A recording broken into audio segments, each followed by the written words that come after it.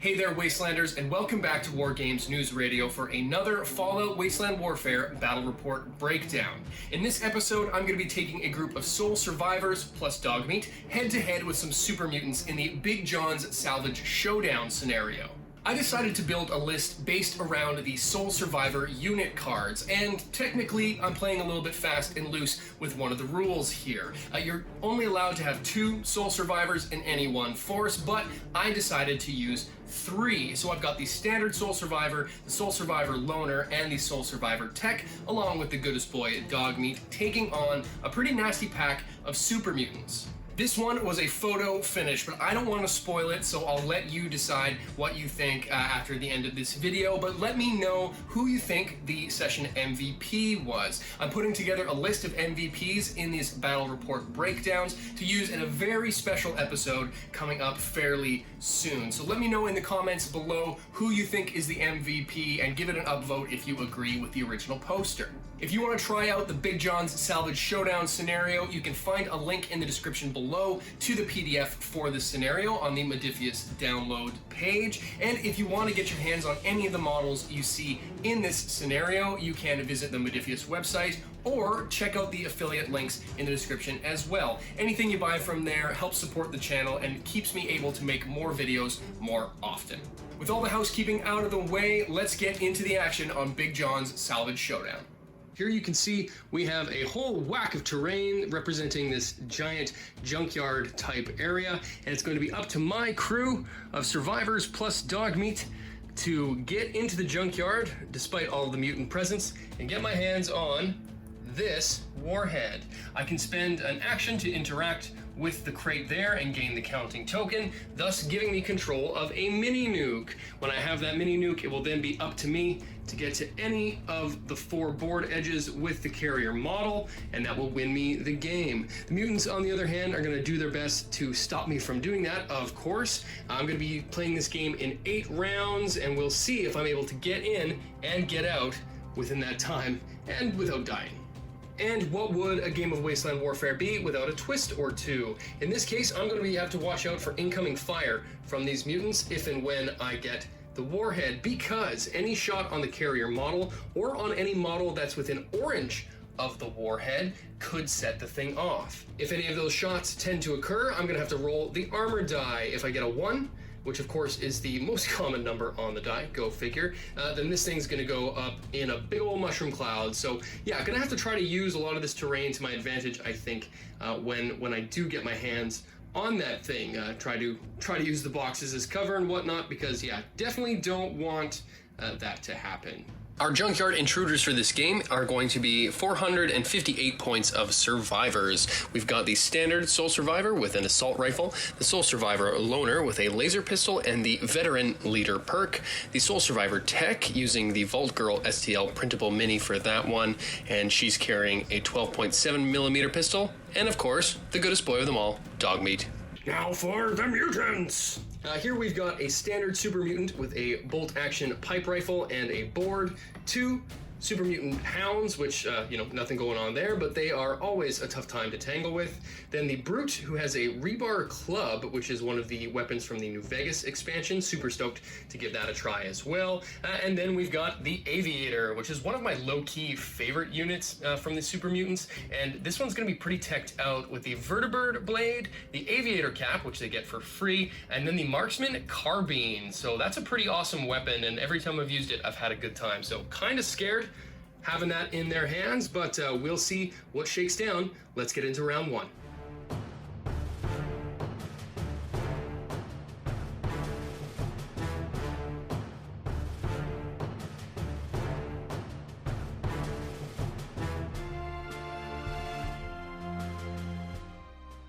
Round 1, and I am deployed. As per scenario rules, I can deploy up to yellow on any of the board edges all the way across the battlefield. So I've done a little divide and conquer here. I'm gonna try to use Dogmeat and the Sole Survivor Tech as a bit of a distraction over here while I send these two to go for the gusto. But let's start off round 1 the way it should be started, with a charge from the goodest boy Dogmeat. With a massive charge range of blue, Dogmeat's gonna get right up into the action on the Super Mutant Brute and go for an attack. Dog meat bite on the brute, blue, green, and yellow for the standard bite, plus a black for the charge, hitting on 6. That is a hit. That is a hit with an extra damage. Also broke the brute's arm, which is super handy with that mushroom cloud there. But that's gonna be 3 damage on 2 armor. Stops 2, takes 1. Goodest boy with a goodest hit, doing 1 damage and breaking an arm, which will represent with the -2 there. But that's gonna go on to the mutant's turn. So let's randomize the AI and see who goes first. Mutant Hound on the right here got the first activation, and of course they got the attack action. They don't need line of sight to charge, and they're well within range, so they're gonna charge in on dog meat and go for an attack. Mutant Hound on dog meat, hitting on 6s with a blue, black, and yellow for the bite, plus a black for the charge. That is a hit, with 2 extra damage. 4 damage on 2 armor. Stops 2, takes 2. Forgot that I was outnumbering on that attack, so we're just gonna go ahead and make a quick roll and see if I do anything else special. No, all good. Dog meat has taken 2 damage, and in retaliation, I'm going to get the Soul Survivor tech to move and take control of this cover here. Then I'm gonna shoot into this melee, which is a bit of a bold move with dog meat in the mix, but I'm gonna use that 12.7mm pistol to take a shot, aiming at the Mutant Hound.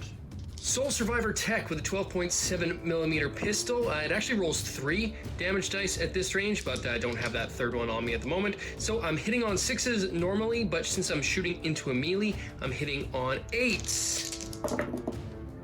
That is a hit for, 1 base damage. That's not great. So let's go ahead now and see who I hit. 1 and 4 is the Mutant Hound, 2 is the Super Mutant, and 3, unfortunately, is Dogmeat. Oh, so that's gonna be the Mutant Hound. So Mutant Hound, 1 damage, 1 armor. Takes 1. Well, that was a crazy unlucky roll. Only did 1 damage with 3 extra damage dice. That kinda sucks. Wanted to do better on that. But oh well, it is now back to Team Mutant, so let's see who activates. Aviator got the attack action, so they're gonna take 1 move across the board here to then take a shot at the Soul Survivor tech with their trail carbine. Aviator at long range, hitting on 6s. That is a hit with an extra damage. 3 damage on 2 armor. Stops 1, takes 2. Could have been better, could have been worse. 2 damage there. Let's go ahead and see now, with a little bit of a distraction, we can't send the loner to do some damage. 1 movement up here gets us within blue range of this super mutant, so we're gonna be shooting through cover with our laser pistol. Soul Survivor Loner hitting on 3s because of the cover. Ooh, that is a miss with a quick action. They are going to prepare. Mutant Hound activates next and they get objective, so they're actually gonna go ahead and charge Dogmeat for the attack. Woof. Mutant Hound bite, extra black for the charge, extra green for outnumbering, hitting on 6s. Oh, that is so lucky for Dogmeat. That would have been 5 damage. That would have done him in. The goodest boy is also the luckiest. Still dodging off some pretty serious mutant firepower. Let's go now and get the Soul Survivor on the move. So we're gonna go through the fence here. I'm just gonna move this piece so I can see how far I can pivot, because there's that super mutant over there I want to be able to get in range of. Yeah, so I'm gonna go to about there. And then I'm gonna take a shot with my assault rifle at the super mutant in the middle of the pack.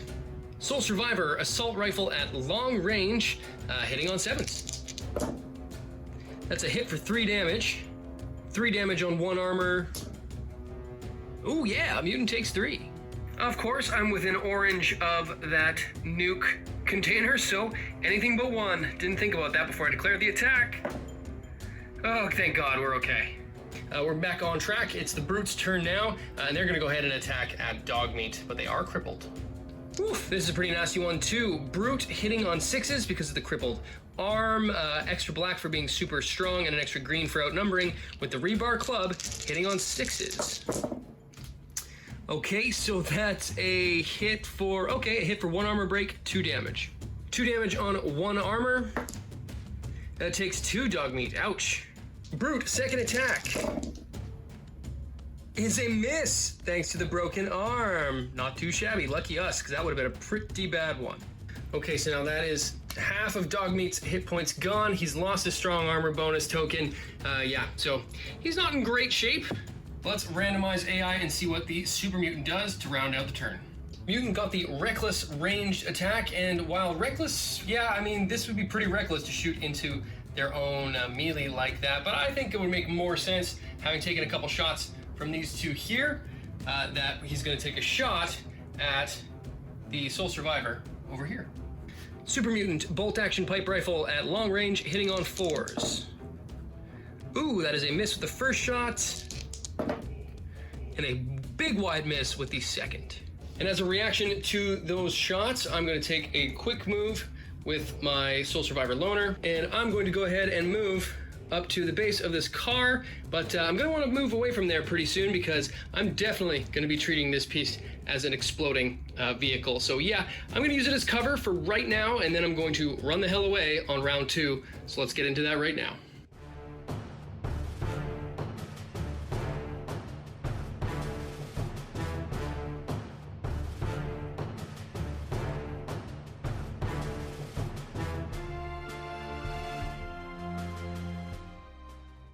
Event deck for round 2 is Recruitment Beacon. The Willing. This is Jessica. If you need somewhere warm and dry and are willing to work for your keep, come to the source of this beacon. Saints Park welcomes the willing. Start of round 2, I'm going to move the Soul Survivor up to, just the edge of this barrier here and take a shot into this Super Mutant with the laser pistol. Soul Survivor hitting on 5s. Ooh, that's a miss. Standard Mutant got the first activation, and they got the careful ranged attack, so they're just going to make a move to the corner of this building here, and then take a shot at the loner. Bolt action pipe rifle hitting on 2s because of shooting through cover. Oh, that's a big wide miss. I'm going to activate Dogmeat next to try to do some damage in this melee and take out this Mutant Hound. Dogmeat Dogbite hitting on 6s. That is a hit. Dogmeat, second attack. We could put it down here. Hitting on 6s. Okay, that is a hit with another broken arm. So 2 damage on 1 armor. If it's anything other than a 1, the Mutant Hound goes down. Oh yeah! Earning your keep, goodest boy, taking that Super Mutant Hound out of the fight. Let's not count our chickens quite before they're hatched because the Brute is going to be next to go and they're going to attack Dogmeat. Super Mutant Brute with a rebar club. This is a huge dice salad we have here, hitting on a 6s because of the broken arm. Ugh. Oh, lucky dog, that's a miss. That probably would have put him down. With 1 action left, the Super Mutant Brute is going to use improvised weapon, so just a big old haymaker punch, hitting again on 6s with a green for just an improvised weapon attack and a black for being super strong. Okay, that hits for 3 damage. 3 damage on 2 armor. Oh, stops 1, takes 2. Still not great. If Dogmeat's on the outs anyway, I think I'm going to take another shot into melee with my Soul Survivor tech, mainly because I want to take advantage of the +2 to hit on shooting into the melee combat here. But I'm going to take a move first and then take that shot and see if we don't get lucky. Okay, here we go. Soul Survivor tech. Shooting point blank, basically, into this combat, trying to take keen aim at the Brute. Soul Survivor tech hitting on 8s because of shooting into melee, getting an extra black die because of the 12.7mm. That is a hit with 1 damage, a hit for 1 extra damage, so 2 damage total. Rolling for who gets hit in the melee, 1 and 4 is going to be the Brute, 2 is going to be the Hound, and 3, unfortunately, will be Dogmeat. Okay, so it's the Hound. 2 damage on 1 armor on the Hound. Takes 2, not bad. Just slowly chipping away at all of the units in this force. Would really do better if I could clear some more out, but it's going to be up to the Mutants next to see what they can do. Aviator got the ranged AI activation, so they're going to take 2 shots at the tech. Aviator with the trail carbine hitting on 6s. Oh, that's a miss with the first. Second shot. That is a hit, 2 damage versus 1 armor. Stops 1, takes 1. Last up from my side is the standard Soul Survivor, and I'm going to use my 2 actions to make a move and a climb test up to the top of this set of crates here. So I need to make an agility test for that. So rolling on, looking for 7s. Hey, that'll do it. So I'm able to successfully move and climb, taking up my 2 actions there. And maybe I can provide some overwatch. But before that, we have a final super mutant which needs to go. And guess what they're gonna do? Attack Dogmeat. Mutant Hound hitting on 6s. Oh, that's a lucky miss with the first. Can Dogmeat survive? Oh, it'll come down to an armor roll. So here we go, 2 damage, 2 armor. If it's anything other than a 1 or a 2, Dogmeat goes down. And that's the end of Dogmeat. Sorry, goodest boy. You tried as hard as you could, but that armor roll just wasn't for you. That's gonna end round 2, so let's get round 3 on the go.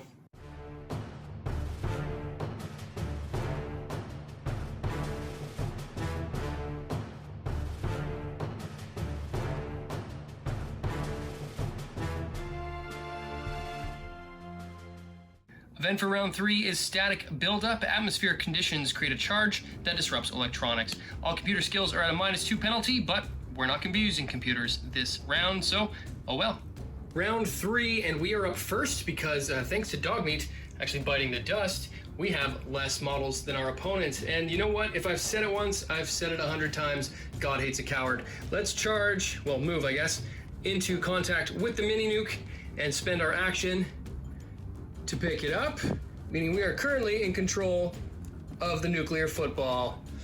Let's see if that doesn't come back to bite us and we can actually start running, but we'll have to wait until next turn. For now, let's get into the mutants. Well, of course, the aviator activated first, and they got the careful attack melee action, so we're gonna go ahead and do a climb test down here for their first action, but let's see if they fall or if they simply are able to jump down.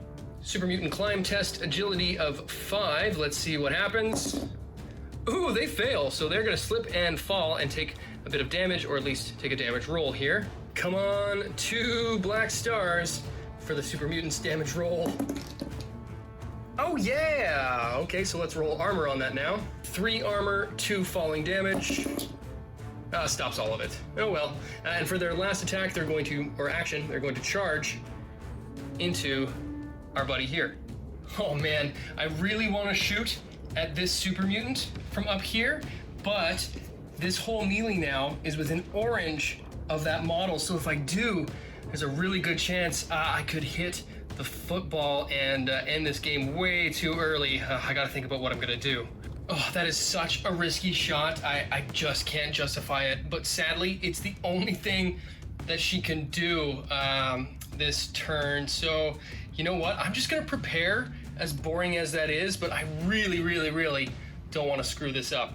Oh boy. Well, the Brute activated next and got the objective AI action, so they're gonna charge easily into range of our football carrier here and make a charged attack with the Rebar Club.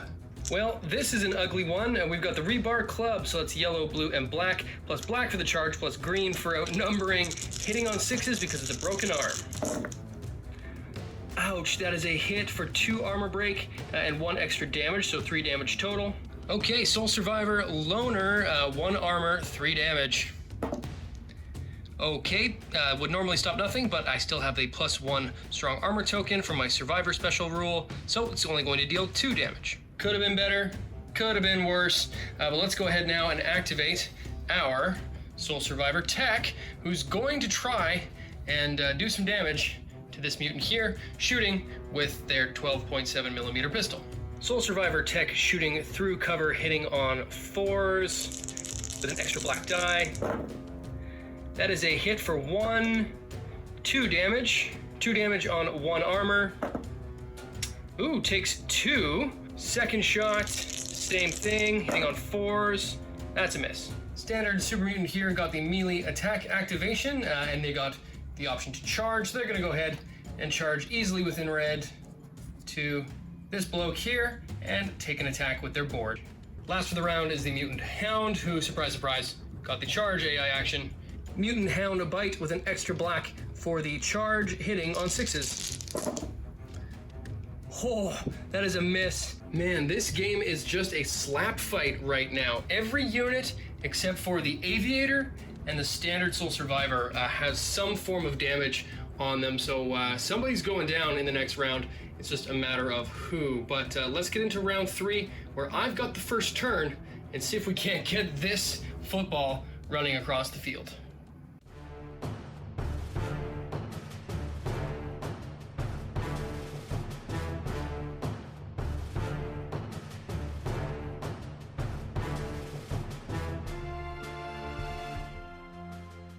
Well, it's a pretty nasty mess all the way across the board here, but you know, I'm not gonna win if I don't get this model moving, and there's 3 opportunity attacks coming my way any way I look at it if that's gonna happen, because I can't shoot in here. I'm just gonna run for it. I'm gonna take 2 yellow moves this away, but before any of that happens, let's resolve some attacks.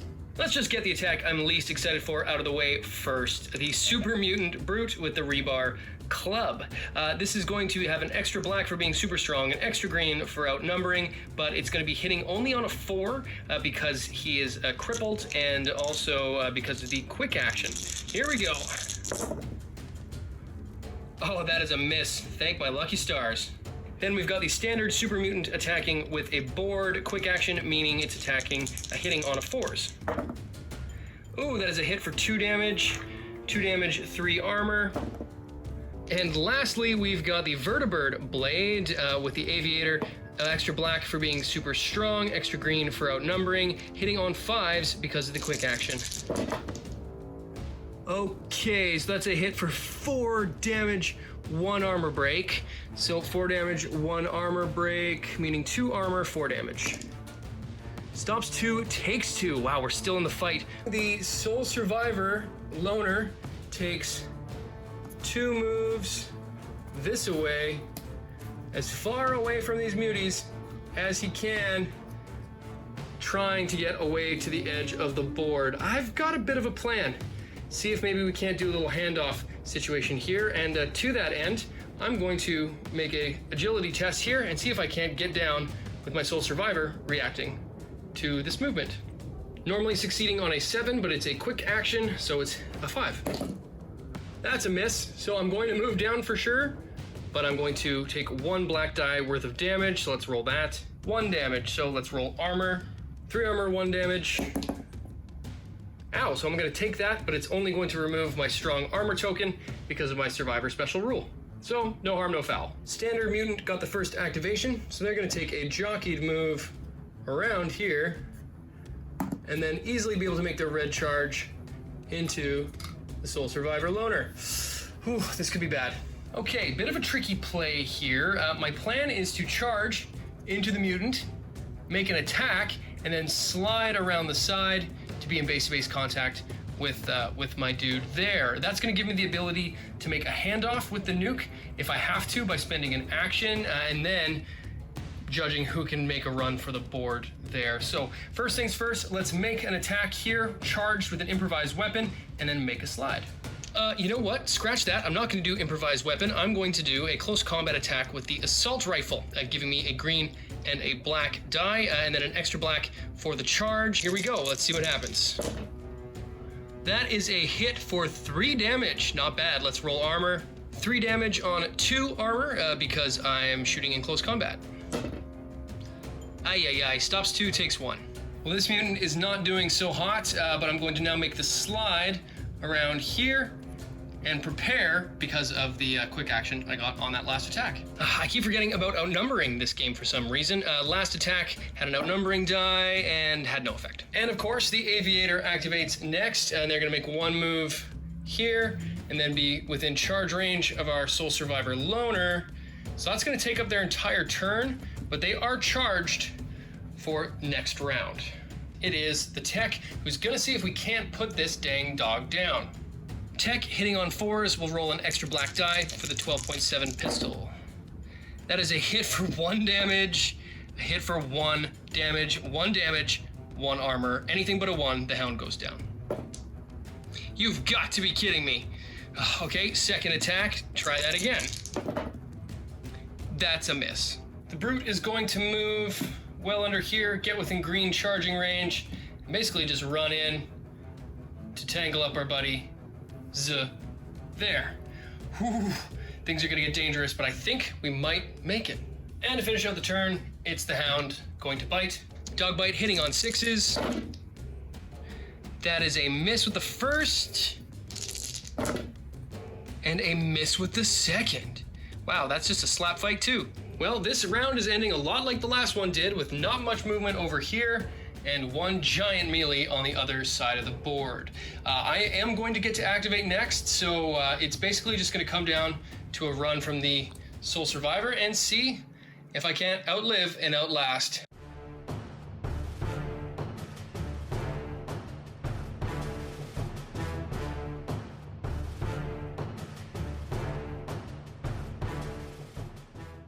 For the event deck, we got Damp Air. The moist air keeps the dust down. Any blank face on a green die treated as a -1. Here's a fun fact. There is no blank dice face on a green accuracy die. Yeah, some of the new Vegas cards are using this blank green face as a stat modifier, but it doesn't exist. Not sure if that was a rules oversight when looking at the die and creating some of the new Vegas cards, but there is a mention in the errata that these types of rules are supposed to be treated as a -2, I guess. There's a bit of a discrepancy in the forums, but I'll put a link to the errata in the description below so you can take a look at that. Bit confusing. Would be nice to get some clarity on how that rule and rule change is supposed to work. But anyway, on with the show. Fortune favors the bold, so I'm going to activate my Soul Survivor Loner first and try to make a move across the board. Disengaging from combat here from these two is going to trigger reactions, so let's go ahead and roll those. If I can survive, then I can easily move off the board and win. So 2 attacks are coming their way, and it's going to start with the Aviator. And here we go. Aviator with a Vertibird Blade and an extra black for their charge. Quick attack, hitting on 7s. Super strong die for an extra black, and outnumbering for a green. Holy smokes. 5 or lower, and it's gonna be nasty. Oh my goodness, that is a 3, so that's going to be a hit for 3 damage and no additional armor break, so it's just going to come down to this armor roll. 3 armor, 3 damage. Stops 1, takes 2. We only have 1 hit point left on the Soul Survivor Loner, so it's all going to come down to this mutant board attack. Hitting on 4s because of a quick action, but an extra black die because of the charge. Yes, you've got to be kidding me. So when I said oh no earlier, I actually meant oh yeah. 2 of the Soul Survivor's remaining 3 hit points are done damage, but that means you've got 1 left, and that also means we've got 1 action left to scurry across the board with the mini nuke. Oh my gosh, that was a freaking tough tussle. Caused enough of a distraction back here to really get in the way of some of those big bad units for at least the first couple turns, but this was a nasty situation. I don't even want to know what probably would have happened to Nora down in here. Soul Survivor on their own with those 3 mutant units, yeah, wouldn't have been good. Almost wasn't good for our Loner here, but that'll do it. Bravery takes the day, and that is a Survivor win. Well, that's a photo finish if ever I've seen one. 1 hit point determining victory and defeat in that scenario. I kept getting confused with the outnumbering, and there was a couple times where I forgot a black die for the super strong dice, but after remembering and going back and re-rolling, didn't actually change the final impact of this battle. So it's a Survivor win by the skin of the Soul Survivor Loner's teeth. Thanks so much for watching this battle report breakdown, and don't forget to vote for the battle MVP in the comment section below. There's lots more coming on WGNR in the next few weeks, but if you just can't get enough content, you can visit us on Instagram, join our Discord, and also we have a new Reddit on the go as well, so you can find links for all of those in the description below. We've got lots more battle reports, live streams, and reviews coming your way, so stay tuned. WGNR will be back.